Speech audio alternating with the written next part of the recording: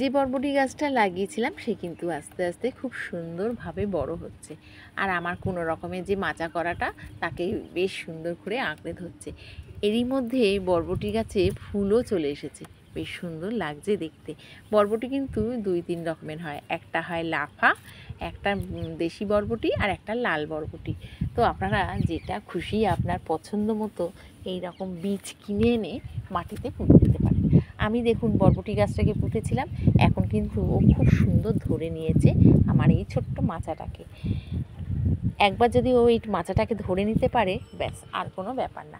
আর মাচা দেখছেন তো কী দিয়ে করা, আমার যে সমস্ত শুকনো গাঁদা গাছ, এই শুকনো গাঁদা গাছগুলোকে আমি ফেলিনি, সেগুলো দিয়ে, তারপরে এই ভেন্ডি গাছের ডাল দিয়ে, এই দিয়েই আমার মাচা করা। তাতে সুন্দরভাবে বরবটি গাছ আঁকড়ে ধরে উঠছে।